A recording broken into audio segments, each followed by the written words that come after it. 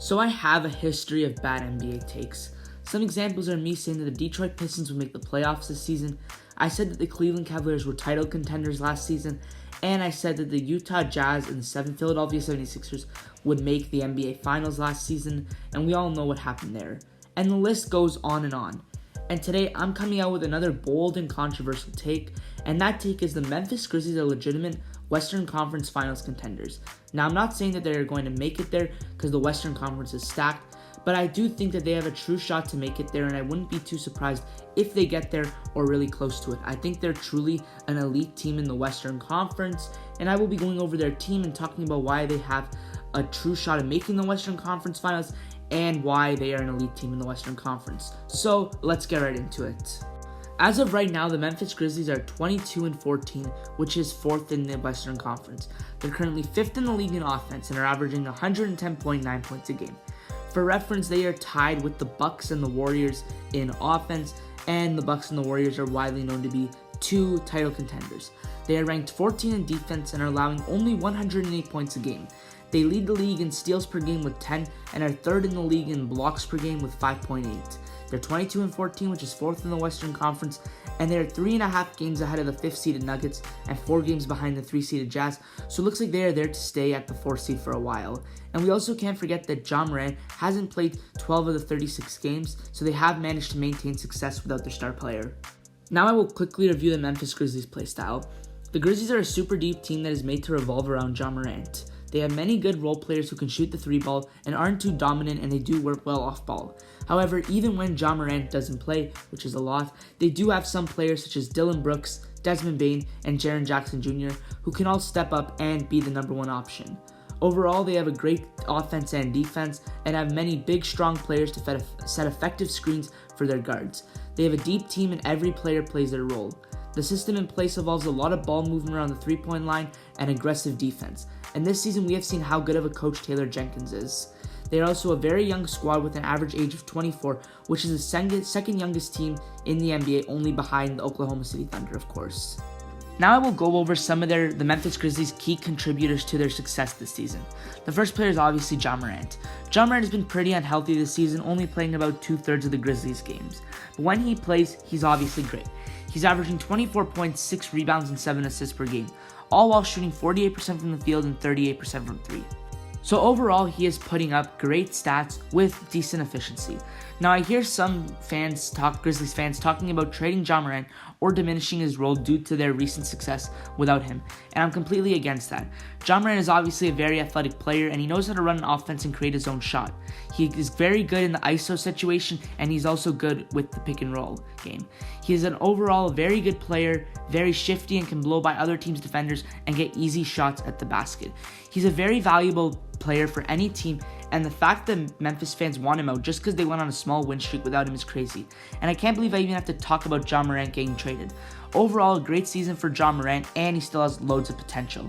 Now, the Memphis Grizzlies are one of the deepest teams in the NBA, and they have too many notable players to go in depth about, so I'm not going to go over any stats. I'm just going to be naming some of their players. Their notable players are Jaren Jackson Jr., who is having a relatively disappointing season so far, Dillon Brooks, who's improved drastically over the last 2 seasons. There's Steven Adams, Desmond Bane, who's improved a lot this season, is looking like a top 30 player on their team, Kyle Anderson, Brandon Clark, DeAnthony Melton, and Xavier Tillman. All of these players, whether they have been surprising or disappointing this season, have played their role some way or another, and the chemistry on this team is absolutely amazing. Now I will talk about my hot take of the Grizzlies being able to make the Western Conference Finals. If I'm being 100% honest, the title was lying, and I do not think that the Memphis Grizzlies will make the conference finals this year, and the only reason is the Warriors, Suns, and even a team like the Jazz are so elite that it's hard to think that an underdog like Memphis will make it. By the way, I will be talking about the Warriors, Suns, and the Jazz a lot in this video because that's what I'm comparing Memphis to. However, I do think that the Grizzlies should be in the same category as those 3 teams and not with the rest of the Western Conference. That might be crazy, but now I will prove why I think so. When you look at the criteria of a quote-unquote elite team, they have to have a few qualities. They have to have an amazing offense and defense, obviously, and they also need to have chemistry, and they also need a star player, and they need some role players. The Warriors, Suns, and Jazz all have every single one of these qualities, which is why they are considered championship contenders. But when you take a look at the Memphis Grizzlies, they too have all of these qualities, all of which I mentioned at some point throughout in the video. And when you take a look at the rest of the Western Conference, at the moment, no other team has every single one of these qualities. Let's take a look at the 5th seeded Nuggets, for example. They do have most of those qualities, but they do not have enough role players. Nikola Jokic is really carrying the squad. And that is why they are not contenders, because they don't have every single one of those qualities. So, Memphis is a very good squad, and I think that there are 2 reasons why I do not think they're getting the recognition they deserve. The first reason is that this is their first year being this successful and kind of expectations. When you look at the Warriors, the Golden State Warriors, they have obviously been amazing the last 5 or 6 years, and even though they have been disappointing the last 2 seasons, coming into this NBA season, Steph Curry was coming back, looking to have his first full season. They have a lot of role players around Steph Curry, and Klay Thompson was coming back, so the Warriors were expected to do very good, and they are doing very good. The Phoenix Suns, they just came off a finals appearance, so obviously they were projected to be very good. And the Utah Jazz, every season, they are always consistently at the top of the Western Conference, and once again, they were looking to have very high expectations. All of these teams have had very high expectations and have been good for a while now. But when you look at the Memphis Grizzlies, no, I don't think anyone really expected them to be this good in the Western Conference. And on top of it, this is the first year they are doing so good. Usually they're around the 8 to 10 seed area. And this year they are exceeding all expectations. And I don't think that people are taking them seriously. And then the second reason is the media. I do think when you're looking at the Warriors, Suns, and Jazz, all of these teams are always getting recognized by the media. The Warriors, obviously, Klay Thompson's coming back. Steph Curry's obviously always on the media because of his amazing three-point shooting. And they're just in the media a lot.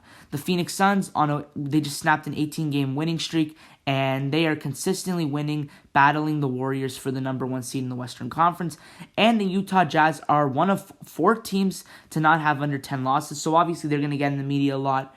But when you look at the Memphis Grizzlies, nobody's really taking them seriously, and not many people are really appreciating how good they are. Other than Ja Morant, the team isn't too flashy, and there's never really any highlights or anything talking about how good they are. And just overall are a really solid team, but the media is not recognizing that. The Grizzlies' last 2 wins were against the Los Angeles Lakers and the Phoenix Suns, 2 amazing teams on paper.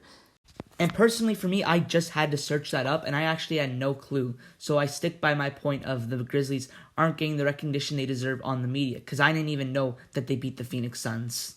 So overall, I think that the Memphis Grizzlies, when you look at their team and the way they play, I think that they definitely are a good enough team to make the Western Conference Finals, but the Western Conference is just so stacked, and I don't think they're going to make it. But I truly think that if you put them in the Eastern Conference, they can make the Eastern Conference Finals. I think they're in the same league as the Heat and just a tad bit worse than the Bulls. And I truly think that they are, or if you put them in the Eastern Conference, they would make the Eastern Conference Finals. So in conclusion, I think that the Memphis Grizzlies will be extremely underrated come playoff time, and even though I don't think they will make the Western Conference Finals, I do think it's not out of the realm of possibility that they make it. That's going to wrap up my video, guys, talking about why the Grizzlies should be categorized as an elite Western Conference team. And yeah, I really hope you guys enjoyed this video. Be sure to subscribe. We're trying to hit 250 subscribers before June 16th, 2022, the middle of the year. And I'll see you in the next video.